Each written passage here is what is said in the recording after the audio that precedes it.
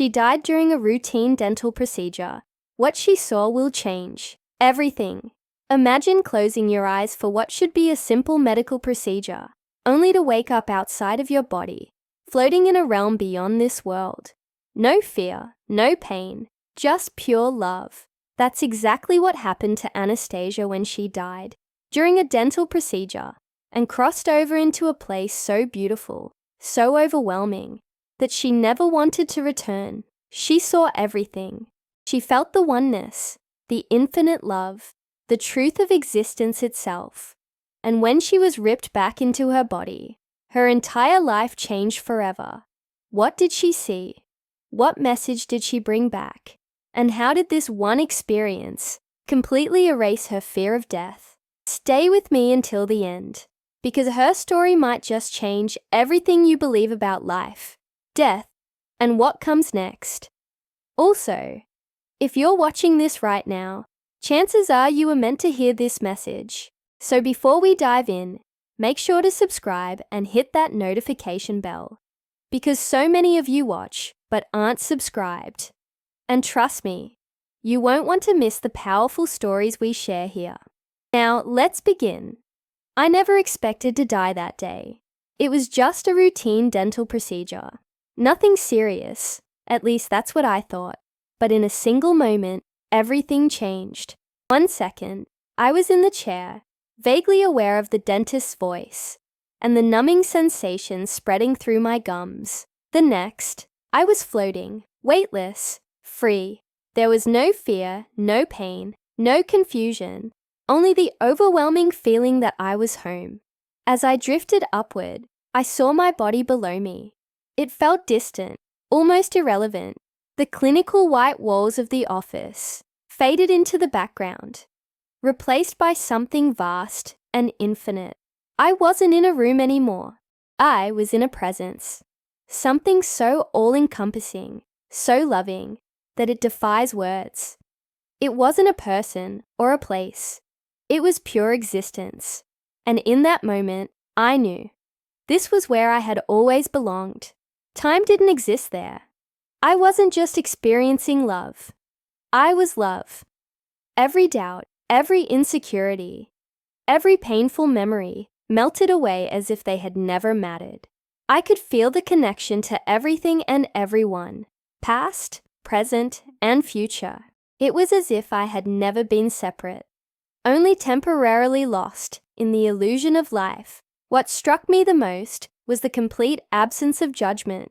I had spent my entire life trying to prove my worth, to my parents, to my colleagues, even to myself. But here, none of it mattered. I was worthy simply because I was. The love surrounding me wasn't something I had to earn. It was infinite, unconditional, and unshakable. Then, just as suddenly as I had arrived, I felt a pull, a force dragging me backward, back into the density of my body. I didn't want to go. I fought it. But before I could resist, I slammed back into myself with a jolt. The fluorescent lights of the dentist's office flickered above me, the hum of reality settling in. But I was no longer the same. I had seen something beyond life, something that would change me forever. Before I ever touched the corporate world, before I ever knew success, I knew struggle. I was born into it. Rural Michigan wasn't exactly a place of opportunity, especially not for a girl growing up in poverty with an abusive father. Our house was small, the walls thin enough that no cry for help ever stayed hidden. But no one came. No one ever did. I learned early that love was conditional. If I did what I was told, if I stayed out of the way, if I never cried, then maybe, just maybe, I'd avoid his anger. But even then, it was never enough. I used to stare out the window at night, watching the stars, whispering to something, God, the universe, whoever was listening, asking if there was something more, something beyond this. School became my escape. I wasn't the smartest, but I worked harder than anyone. I had to. Education was my way out, my ticket to something better. I promised myself that one day I'd have a life so different from this one that it would feel like it belonged to someone else. And I swore that my children would never know the kind of fear I grew up with. By the time I was a teenager, I had mastered the art of survival. I kept my head down. I did what was expected. And I never let anyone see how much I was hurting. But deep down, I carried the weight of every slap, every insult, every night spent hiding in my room, waiting for the storm to pass. That kind of pain doesn't just disappear. It buries itself in your bones, shaping the person you become. And so, I ran. The day I left for college, I never looked back. I built a new life, brick by brick, refusing to let my past define me. But no matter how far I got, no matter how much money I made, a part of me always carried that scared little girl inside. The one who still wondered if she was enough. The one who had spent her whole life searching for the love she never received.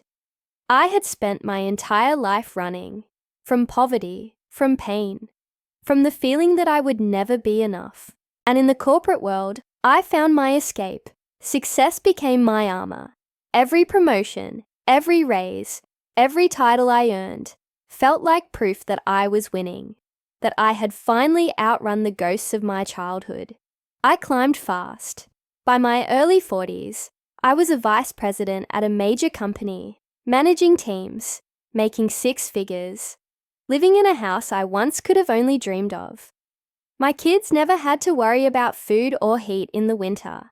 They had everything I never did, and that, I told myself, was all that mattered. But there was always another deadline, another goal to hit, another project to lead. I barely slept. I missed birthdays, school plays, entire chapters of my children's lives, because I was too busy proving to the world and to myself that I was valuable, that I mattered. I wore my exhaustion like a badge of honor, as if the more I sacrificed, the more I was worth. I didn't realize it then, but I was still that little girl in rural Michigan, desperate for approval. Only now, instead of begging my father for love, I was chasing validation through job titles and paychecks. But no amount of success ever filled the void. If anything, it made it worse. The higher I climbed, the more I felt like I was losing myself. And yet, I couldn't stop. Because if I stopped, if I let myself slow down, even for a second, I was terrified of what I might find. It was supposed to be simple. Just a dental procedure. Nothing major, nothing life-threatening. I had put it off for months, too busy with work, too caught up in deadlines to take care of myself.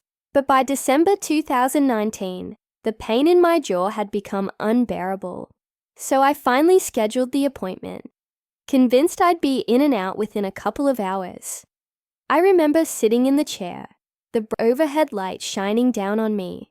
The dentist's voice was calm as he explained the process, but I barely listened. My mind was elsewhere, thinking about emails I needed to send, meetings I couldn't miss. I was always somewhere else, never fully present.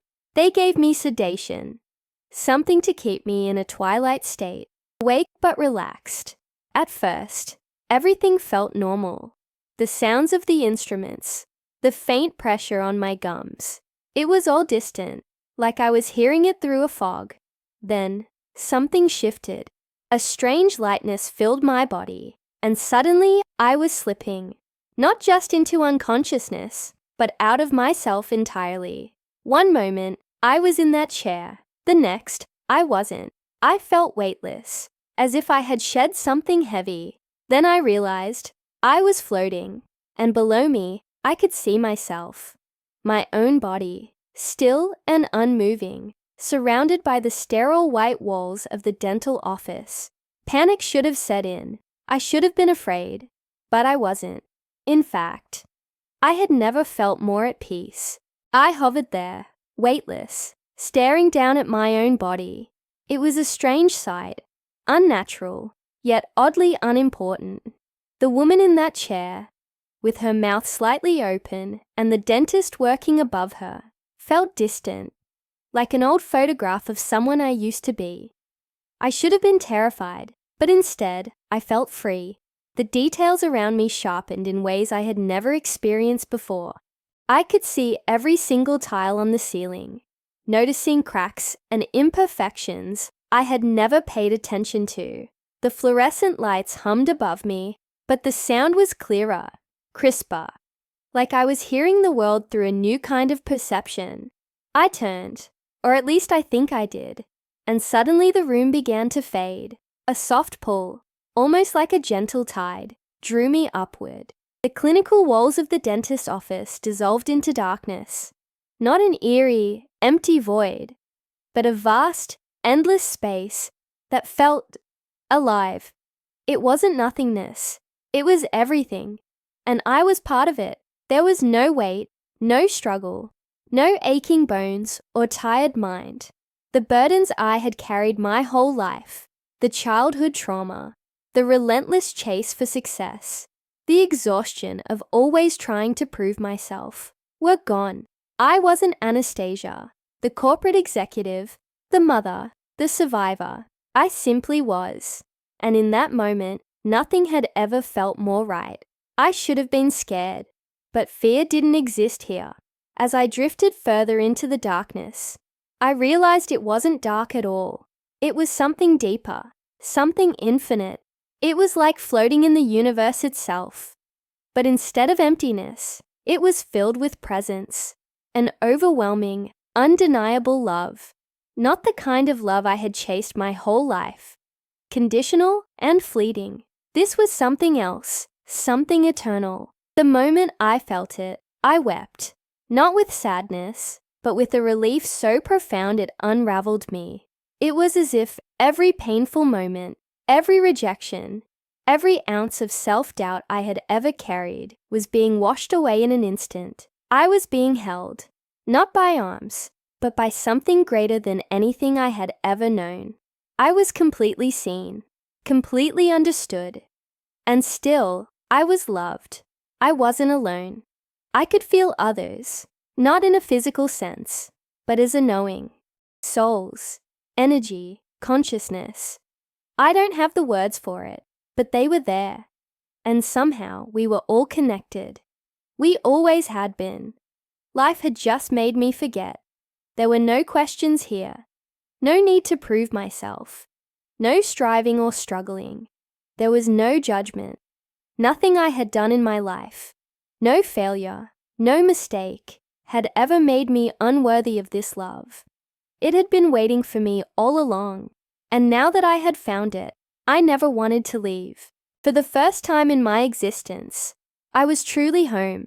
In this space, there were no clocks, no ticking seconds, no past or future, only an eternal now. And in that now, I knew. Not in the way we struggle to understand things on earth, piecing together facts and logic, but in a way that was absolute, instant, complete. I knew my entire life in a way I had never seen before. Every decision, every joy, every heartbreak. I understood why things had happened the way they did. The struggles, the pain, the moments that once felt cruel or unfair. They all made sense. Not because I had been punished or tested, but because each experience had shaped me, led me here. Nothing had ever been random. Nothing had ever been meaningless. I also knew things beyond myself. There were no whispered answers, no voices telling me secrets. I simply absorbed the truth of existence. It was as if all knowledge, all wisdom, was woven into the fabric of this place. And the moment I arrived, it became part of me. I didn't have to ask. I didn't even have the desire to ask. I just knew. And yet, despite this limitless understanding, I felt no urgency, no need to use it for anything. On Earth, we are always chasing success, chasing answers, chasing a sense of purpose. Here, there was no chase, just being, just love. If I could have stayed forever, I would have. But something was about to change. Just as I surrendered fully to this infinite love, I felt it. A shift. A pull. At first it was subtle, like a gentle tug at the edges of my being. But then, it grew stronger. I didn't understand what was happening at first. I didn't want to understand. Every part of me longed to stay, but someone was pulling me back.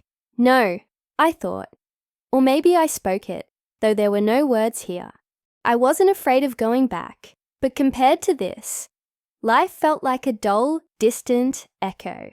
Why would I leave paradise for pain, for struggle, for the heaviness of a body? But I had no choice.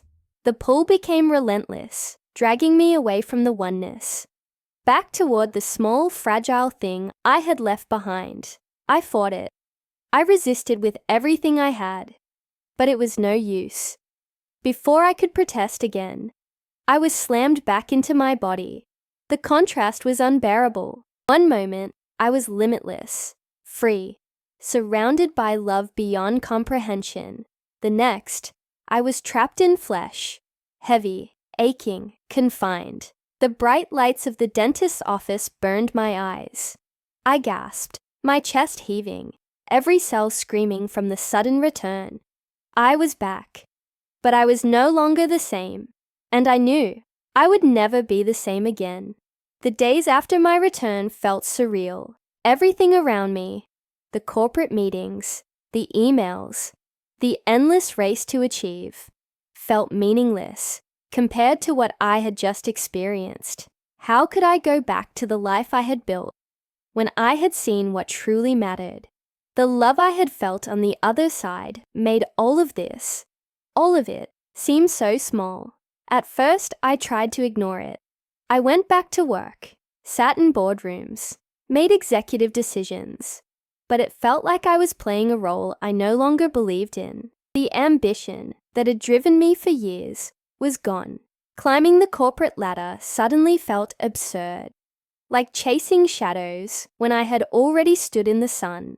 The realization hit me one morning as I stared at my reflection in my office window. I had spent my entire life proving I was worthy of success, of love, of belonging. But I had already been worthy. I always had been. I just never saw it. That was the moment I made my decision. I walked away from the job, from the titles, from the life that no longer fit the person I had become. It wasn't easy. People thought I was crazy, that I was throwing everything away, but they didn't understand. I had already been given everything, and now my purpose wasn't to succeed. It was to help others see what I had seen. The hardest part of returning wasn't just leaving that love behind. It was the longing that followed. I had felt something beyond human comprehension, something so vast, so perfect, that being back in this world felt like living in a dim reflection of reality. I ached for it. I wanted to go back, but I knew I couldn't. So I searched for another way. That's when I turned to meditation. At first, it was just an attempt to quiet the noise in my mind, the constant hum of responsibility and expectation. But as I practiced, I began to feel something familiar, a flicker of the peace I had known on the other side. It was faint, distant, but it was there. I devoted myself to it. Every morning, every night, I sat in stillness, peeling away the layers of distraction, reaching for that love, that connection. And little by little, I found glimpses of it, moments where time dissolved, where I could feel the oneness, even if just for a breath. It wasn't the same as being there, but it was enough. It was proof that the love I had felt wasn't gone. It was always here, waiting beneath the surface of this life. Meditation became my bridge, my way to touch infinity without having to die. And through it, I realized something. I hadn't been sent back to suffer. I had been sent back to bring that love here. Before my near-death experience, death had always been a distant fear, an unknown shadow lurking at the edges of life. Like most people, I avoided thinking about it. But now I knew the truth. Death wasn't something to be feared. It wasn't an end at all. It was a return, a homecoming, a reunion with the love that had always been waiting for us. I used to worry about what would happen when I died. Whether I had done enough, whether I would be judged, whether there was anything beyond this life. But after what I experienced, those fears disappeared. Death wasn't something to escape or fight against. It was a transition, as natural as breathing. And when the time came, I knew it would be beautiful. That knowledge changed everything. I no longer rushed through life, desperate to achieve, to prove, to matter, because I already mattered. We all do, not because of what we accomplish, but simply because we exist. Life wasn't about climbing ladders or chasing success. It was about being, about experiencing love, connection, and presence in the brief time we have here. I no longer feared losing people either. I missed them, of course. But I knew, deep in my soul, that no one is ever truly lost. We are all connected, always. And one day, when my time comes, I will see them again, not as a wish or a hope, but as a certainty. Death didn't take away my fear of living. It gave me permission to finally live. You'd think that after experiencing something so profound, I would have come back filled with joy, with purpose, and for a while I did. But what no one tells you about a near-death experience is how hard it is to return. The weight of being human again, the contrast between that infinite love and the limitations of this world. It was almost unbearable.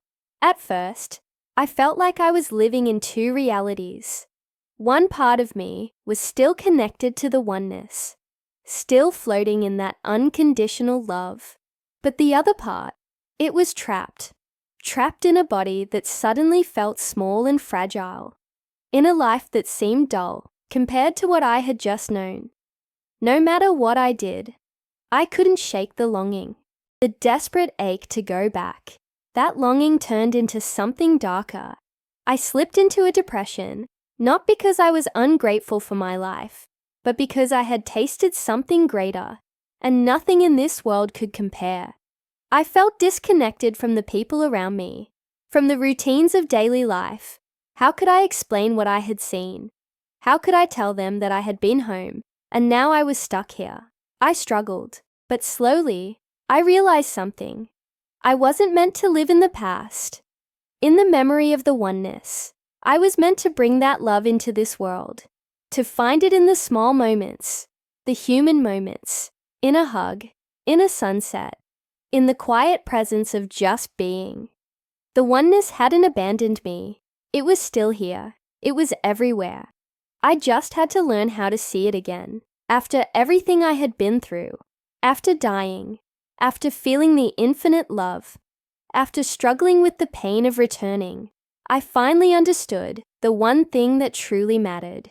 This moment, not the past, not the future, just now. Because now is where love exists. Now is where we find the divine. I used to live my life always chasing success, chasing approval, chasing the next big thing that I thought would finally make me happy. But happiness was never out there. It was always right here, waiting for me to notice it. In the warmth of the sun on my skin, in the sound of laughter, in the deep presence of truly listening to someone without thinking about what comes next. For so long, I thought purpose meant achievement, but now I see that the real purpose of life is to love, not just in the grand dramatic ways, but in the small everyday moments. To slow down, to breathe, to be kind, even when no one is watching, to look at another human being and truly see them. That's where heaven exists, not just beyond death, but right now, in the way we live. I don't know how many days I have left on this earth. None of us do, but I do know this. I will spend every one of them living fully, loving deeply, and never forgetting that the love I felt on the other side, it was never far away. It was always within me, and it's within all of us. What if death isn't the end, but the beginning? Anastasia's story is more than just a near-death experience. It's a reminder that we are more than our bodies, that love, connection, and presence are what truly matter, and that just maybe, death isn't something to be feared, but embraced as a return to something greater. But what do you think? Do you believe in life after death? Have you ever experienced something unexplainable? Let me know in the comments. I read every single one. And if this story moved you, don't forget to subscribe and hit the notification bell so you never miss an incredible story like this. Also, check out the next video on your screen. It's another mind-blowing NDE that will change how you see reality. Until next time, stay open, stay curious, and remember, love is always with you.